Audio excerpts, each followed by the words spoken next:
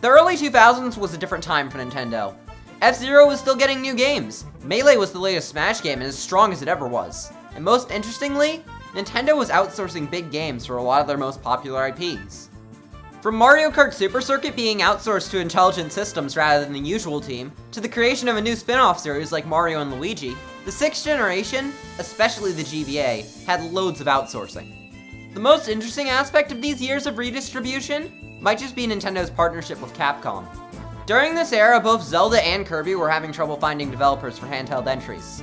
So while the franchise's main teams worked away at console titles, Capcom's small team, Flagship, was hired to work on new games for said systems. Among them was Kirby and the Amazing Mirror, Kirby Squeak Squad, the first Legend of Zelda 4 Swords game, and today's topic, The Legend of Zelda Minish Cap.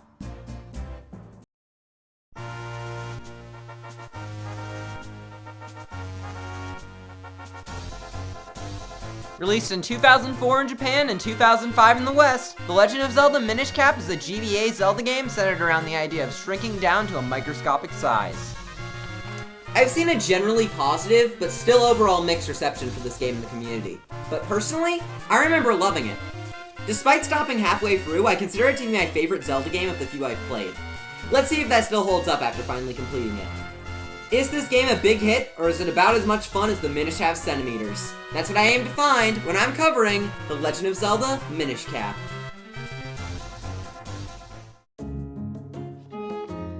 The game opens with Link in bed. It's the day of the Picori Festival, an event that happens every year to honor the sacred Picori blade that once vanquished Hyrule of Darkness. This year's event is especially big, as it takes place at the same time that the link between the Picori and Hylian worlds opens, which only happens once every 100 years. Link decides to go with Zelda and have a good time, but of course, that doesn't exactly happen. The event is going well until the ending ceremony, where Vaati, the winner of the sword fighting competition at the festival, destroys the Picori blade, sending evil across the land, and then turns Princess Zelda to stone.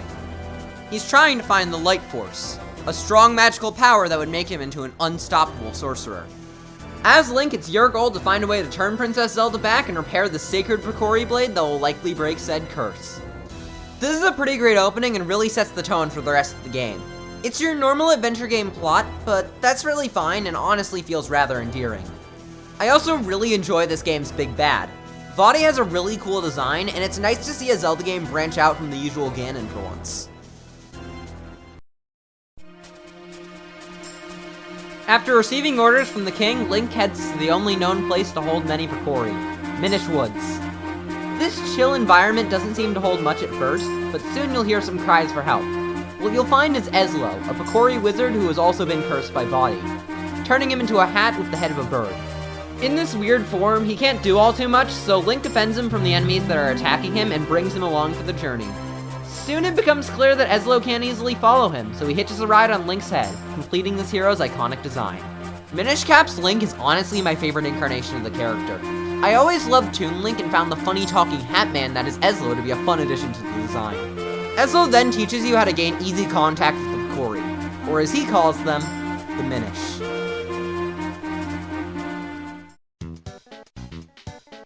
By using his little remaining magic, he's able to shrink Link down to the size of the Minish. At least when he stands on specific altars.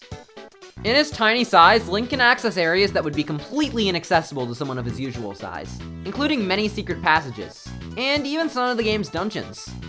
I really like this mechanic and it lends to a lot of fun puzzles later in the game, but for now you just need it to get into the nearby Minish village. You'll soon find your way to the village elder, who's able to tell you that to repair your Picori sword, you'll need to find 4 elements: earth, fire, water, and wind, from temples across Hyrule, the first of which is right outside this village. Each of these temples functions like a traditional Zelda dungeon. You explore rooms in search of a pathway to the boss, which will be in possession of the main thing you're after.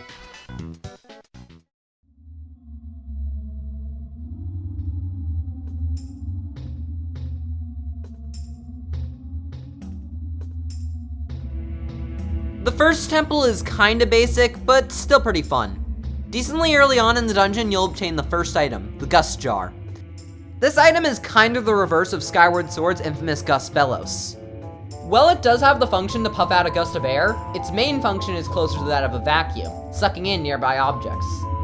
This item is pretty fun to use, especially when you use it to pull in a bunch of stuff at once, or to operate the lily pads found in this dungeon.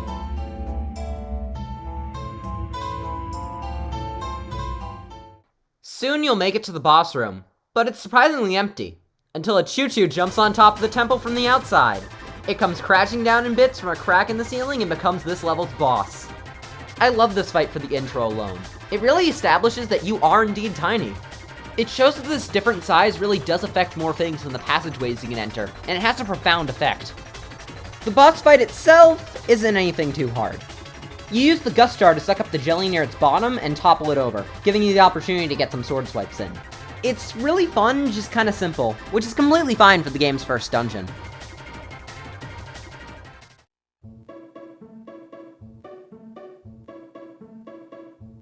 Upon defeating the giant choo-choo and claiming your first element, the village elder tells you to find Malari, the Minish blacksmith, as he can repair your sword to a form in which it can take in the elements. He opens a path for you, and now it's time to head to the blacksmith's home at Mount Cranel. Well, so you think, but you actually can't access Mount Cranel unless you know some special sword technique. So it's time to train. There's a total of 8 special sword techniques in the game, but you get the first by training with Swiftblade, and it's the spin attack. This is a pretty standard spin attack, but it will come in handy a lot more soon. Show the guard in West Hyrule Town your spin attack, and he'll let you through. And soon enough, you'll be at Mount Cranel Base.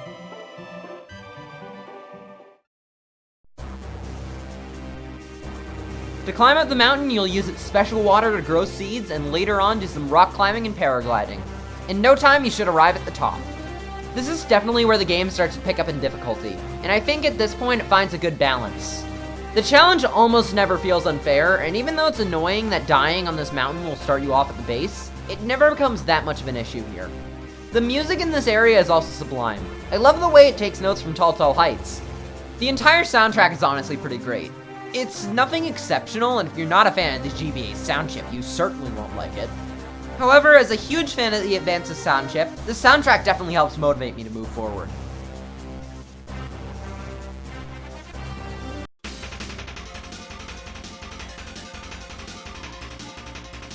Upon arrival at Malari's mine, he tells you that he can repair the sword, but he'll need time. Luckily, the temple for the next element is right outside his mine, so while he repairs the sword, you can grab it.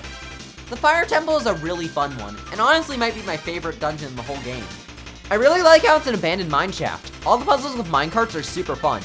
About halfway into this one, you'll gain the cane of Packy, which is one of my favorite items in this game. This cane shoots out a magic beam which turns things upside down, and if you shoot it at a hole, it will make it so said hole can launch you up into the air. It's then used for some pretty creative puzzles with blocks and lava, which will obtain you the boss key. This area's boss is a fire-breathing dragon named Gleerock. You defeat him by flipping his spine shell over and attacking his weak point that rests inside it, making it a simple yet super fun fight. Overall, every element of this dungeon is loads of fun, and it's the perfect length too. The adventure through the mine should take you around 30 minutes, which is great for a handheld game like this one.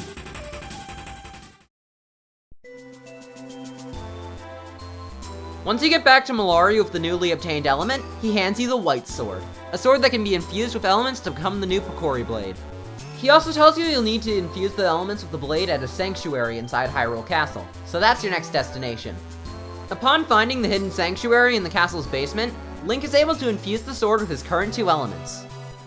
This shows the spin attack's main use, as with the new blade you can spin attack to split yourself into 2 copies. You can use this extra copy to solve puzzles and push heavy blocks, and I honestly found it to be a really cool feature. I love that it's here. After infusing your blade with the elements, you'll be greeted to a little surprise from an old friend.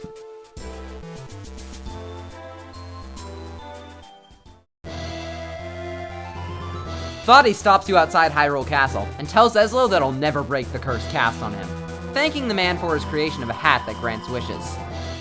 Upon his disappearance, Ezlo tells you the true story of Vaati. Vaati was once Ezlo's apprentice, but he had a heart full of evil and ill will, so he stole Ezlo's wish-granting hat and went off to search for the Light Force. He isn't done either, because once you're out of sight, he turns the king to stone and takes his place, using the king's authority to try to find the Light Force he so desperately seeks.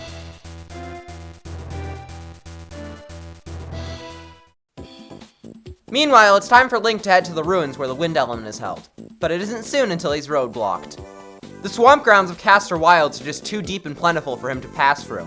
Link needs some kind of dash to get past them. In a usual Zelda game, you'd need the Pegasus boots to do that, so it's time to head to the shoe store. The man has the boots you need. There's just one problem. He's asleep. Talking to some Minish that live on the table, you find out that the man gets help from the Minish in his sleep, and also that he's such a deep sleeper that he needs a special mushroom to wake up, fittingly called the wake-up mushroom. You'll find one in the Minish woods, and upon giving it to him, he thanks you by handing over the finished Pegasus boots. The swamp area is another fun one. You have this cool multi-layered section where you need to explore both the upper and lower decks to find your way for the ruins, and this is something that's expanded upon in this area's dungeon. Through exploring this swampy maze, you'll acquire the bow, which you'll need to reach the ruins. There are some stone statues with big eyes that are scattered across the area, and you'll need to shoot them with your arrows to get rid of them.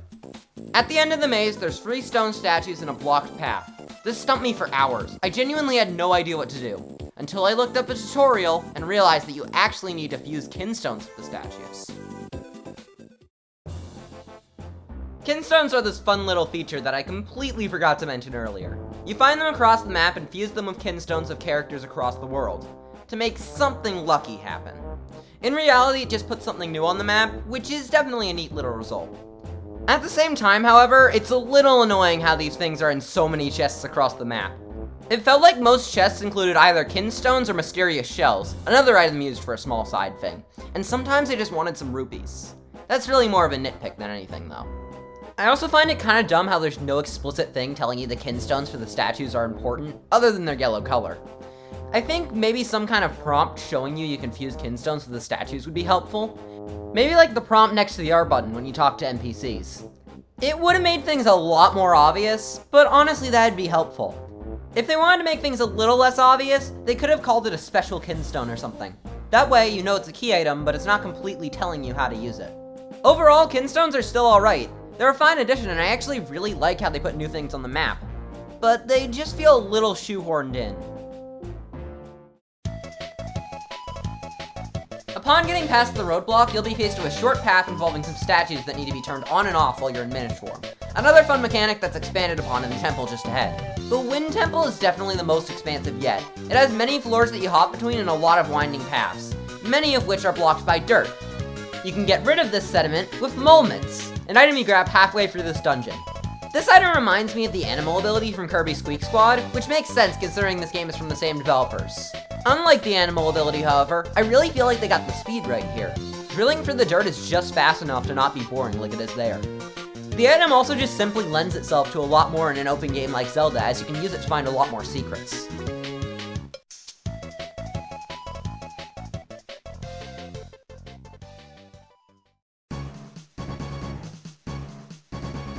After some digging around, you should be able to find a boss key, which will lead you to a fight against a giant robot named Mazal. This is where one of my biggest issues with the game starts to rear its ugly head. The boss requires the bow, the sword, and the mole mitts to defeat, and because the GBA only has 2 face buttons, you'll have to switch between these items on the fly. I will admit that the menuing is pretty quick and seamless, and there's not incredibly much they could do about this, but there's moments where the game has me wishing I could use more than 2 items at once. For example, being able to use the boomerang to stun an enemy and then the Pegasus boots to ram into them would make for a really fun combo, but it's impossible to do with how the game is set up. However, I do still really like the fight with Mazal, as it's one of the 2 in the game that actually let you switch sides during the battle. To defeat the bot, you'll have to shoot his hands with arrows, swiftly destroying them with your sword after. Once both hands are gone, you go into your Minish form and hop into his head, where you'll have to destroy a glowing panel that's usually obscured by some dirt.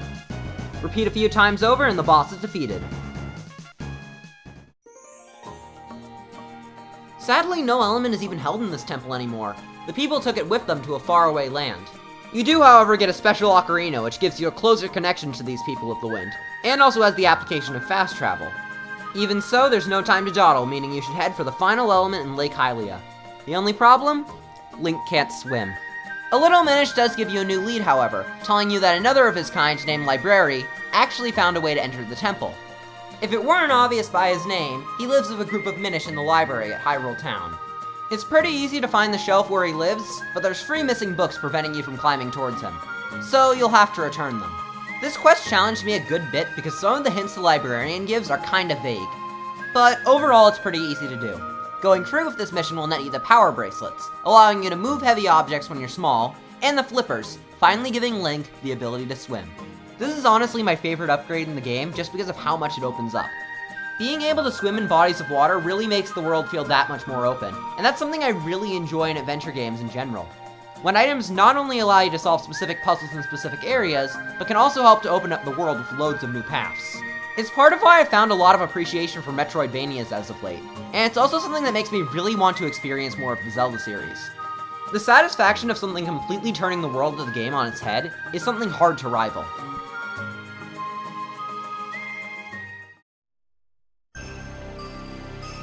With the flippers, you'll gain pretty easy access to the Temple of Droplets, as it's just a quick swim away. The fourth dungeon is pretty fun, though definitely not one of my favorites despite its few great moments. A lot of the early parts involve the lily pads again, just like the Earth Temple, and that kinda made it blend together with that one for me. Which isn't a bad thing honestly, because the lily pads are still loads of fun. However, there is some unique stuff here in the form of ice puzzles. These are just your standard sliding block puzzles, and your goal here is to melt the ice to get the key or other treasure hidden inside. But there's not just ice blocks, there's also ice physics, and hot damn are they putrid! Usually I'm able to handle ice physics, but the fact that they expect so much precision with them in several places here is really annoying, and caused me to lose dozens of hearts. About halfway into this dungeon is what is probably the most interesting of this game's mid-dungeon boss fights. After opening a skylight that you'll need to progress, something gooey starts dropping down from the sky. It's another choo-choo. I really like how they show how much you've progressed by facing you off against the game's first boss, but only as a mini-boss now, and a more powerful counterpart at that. This choo-choo is blue, which means like its blue brethren, it can send out shocks of electricity. This adds a whole new layer to the fight, as you can't suck up its body mass while it's trying to shock you, making timing much more important to your strategy.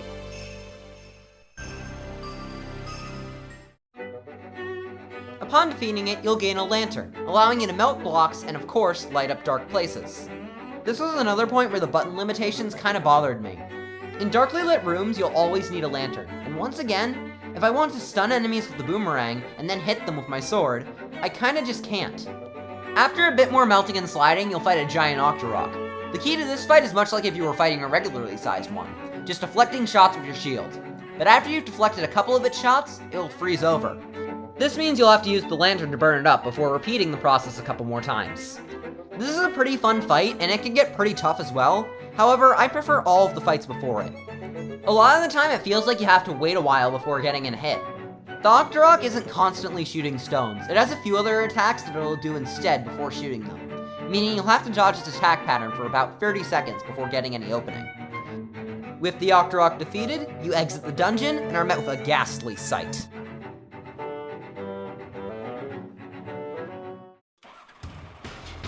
A ghost appears, telling you that he's the previous king of Hyrule and that you must come to him to gain access to the fourth element. This makes your next pit stop the Royal Cemetery, but first you'll have to infuse your third element with the sword. Doing this allows you to make another copy of yourself, which gives you an easy path to Royal Valley. After a quick maze, you'll arrive at the Royal Crypt, the shortest of the game's dungeons. This dungeon is really just a couple puzzles where you make copies of yourself, and some fights with mummies, so soon enough you'll arrive at the former king's tomb. He hands you the kinstone you'll need to gain access to the place in which the wind element resides. I like how this kinstone is handled a lot more than the earlier cases, as you're explicitly told that this one is special and you'll need it for something important later on.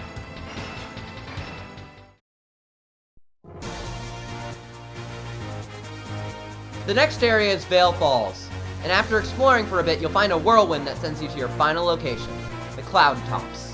In the sky, you'll need to use more yellow kinstones found in the area to open up another whirlwind to send you even higher. I don't mind this as much as the swamp because once again it's explicit that these kinstones are special while still providing a challenge by hiding the areas needed to put them in at hard to find or hard to reach spots. In no time you'll be flying up even higher, to, in some aspects, the worst part of the game. The Palace of Winds is a fine enough dungeon, but there's one small issue. It's too long. There's about 13 minutes before you reach any checkpoint, which is pretty average, but due to the increased challenge, you'll likely be staying around a lot longer. Since this dungeon is a lot more linear and a lot less interconnected, dying means you'll be going through all of it again. This really annoyed me at first, but when I found out the dungeon actually did have checkpoints rather than being just one long gauntlet, the journey became a lot more endearing once again. Early on in this dungeon, you'll gain Rock's Cape, which is honestly my favorite item in the game. It gives you the ability to jump, and it's really fun evading enemies with it, as it quite literally adds a whole new dimension to the combat. The long journey is really worth it in the end, because this temple also houses my favorite boss in the game, the Gyorgs. This flying manta ray pair is defeated by a mix of duplicating yourself to hit a set of eyes, and evading hard-to-dodge attacks with Rock's cape. It's simple, but it still leads to an incredibly fun and challenging penultimate fight.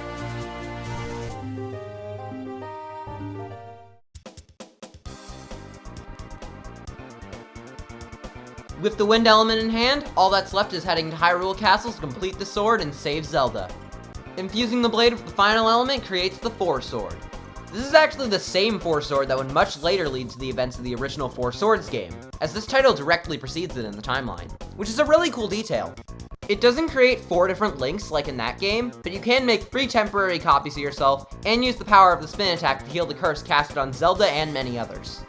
Creating the Four Sword also unlocks a secret room in Hyrule Castle, revealing the truth of the Light Force. It was actually sealed within Zelda herself this entire time.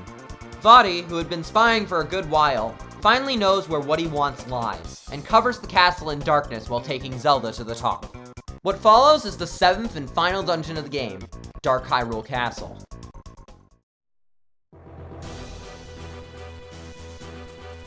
This dungeon is a pretty basic gauntlet, but a fun one. You're faced with loads of puzzles here involving the Four Sword, along with some fights against Darknuts. It's nothing exceptional, and most of the other dungeons stand out more, but it's still a fun time. At the top, you'll have the final face-off against Vaati. I'm not a huge fan of the first phase of this fight. Due to the big eye and the arrows provided in one of the pots of the arena, I thought you could only hit this guy with arrows, but it's actually faster to use a sword. Once you learn that, the fight is pretty fun, as simply knowing that picks up the pace dramatically, but I still prefer the second phase.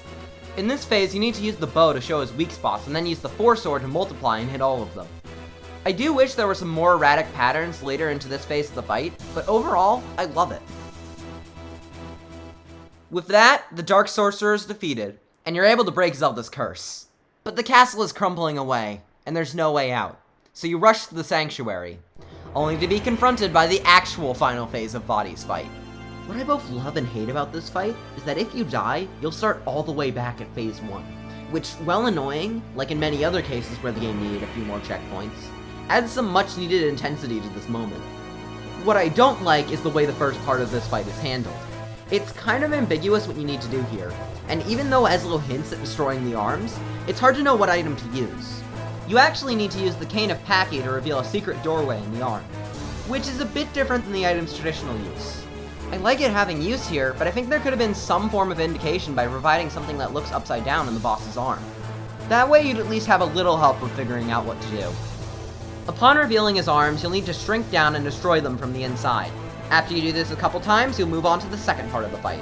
This part returns to a mechanic found earlier in the dungeon where you'll have to multiply yourself to deflect multiple incoming shots. Do this twice, and finally, Vaati's defeated for good.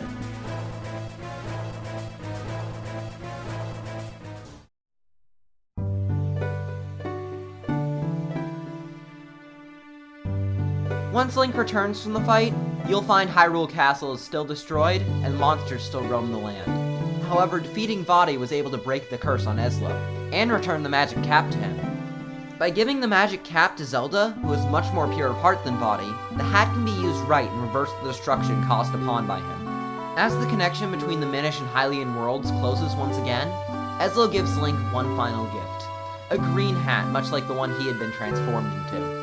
Ezlo says goodbye, and the world is back to normal, thus ending The Legend of Zelda: Minish Cap.